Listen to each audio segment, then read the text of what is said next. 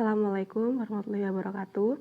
Halo semuanya, perkenalkan nama saya Galih Kusuma Dewi dari D3 Manajemen Informatika dengan NIM 2102064. Dalam kesempatan kali ini, saya akan membuat video ini untuk memenuhi tugas mata kuliah etika profesi, yaitu mengenai kesan saya dalam mengikuti pelatihan super unggul atau PSU berbasis NLP.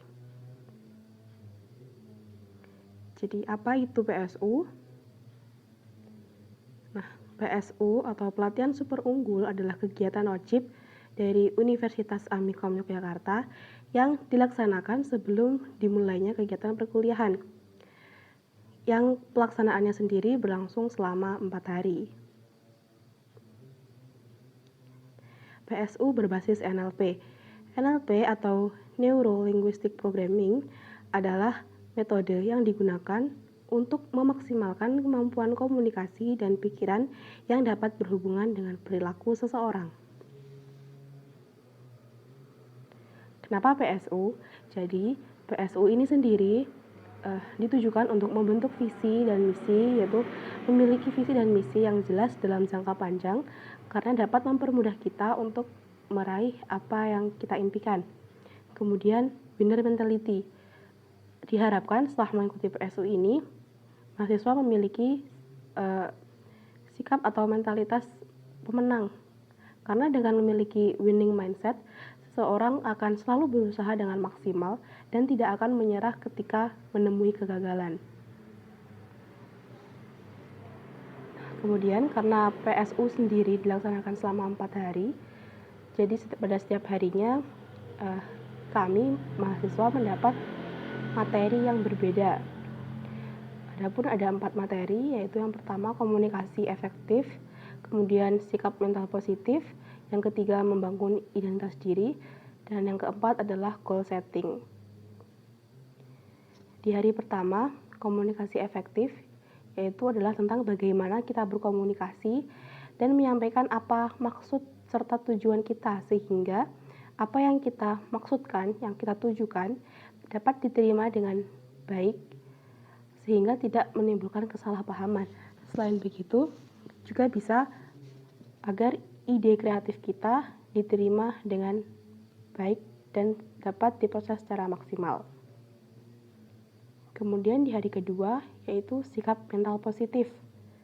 Keyakinan bahwa proses berpikir mempengaruhi pencapaian yang didapat dan berasal dari pembelajaran observasi di lingkungan sesuai dengan visi yang telah ditetapkan. Jadi, pada dasarnya, apapun itu yang kita lakukan, berpikir positif, berpikir optimis, dan berpikir bahwa kita pasti bisa dapat membantu proses kita dalam melakukan sesuatu serta mencapai sesuatu. Kemudian di hari ketiga, membangun identitas diri. Nah, identitas diri ini penting untuk membedakan kita dengan orang lain.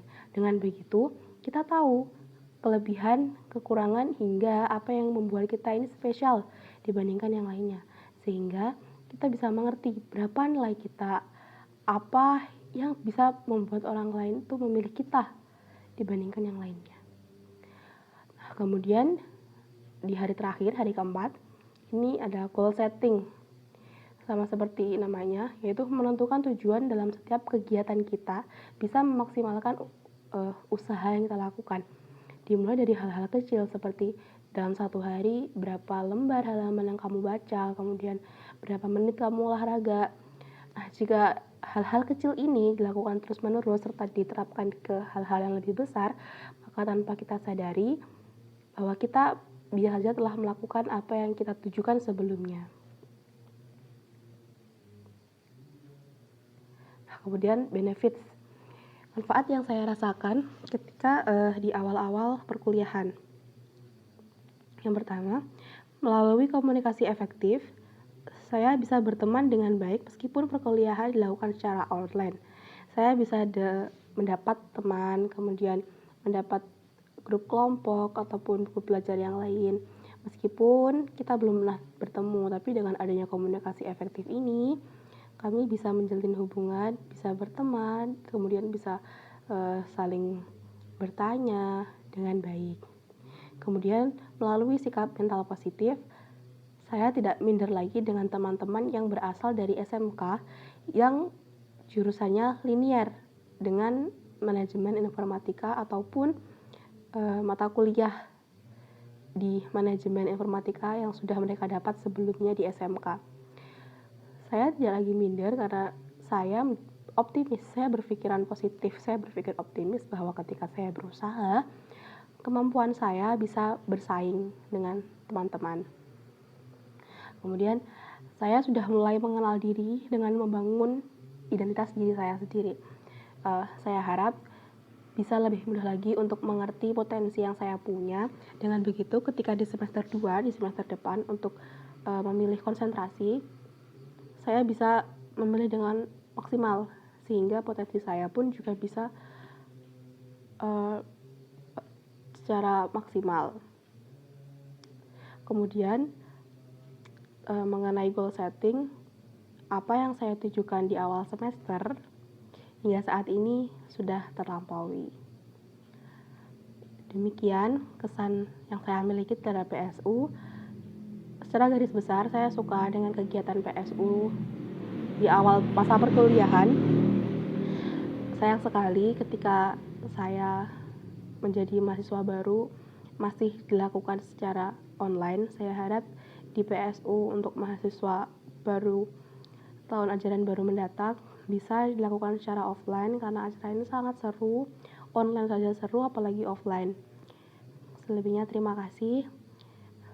Sekian yang dapat saya sampaikan. Assalamualaikum warahmatullahi wabarakatuh.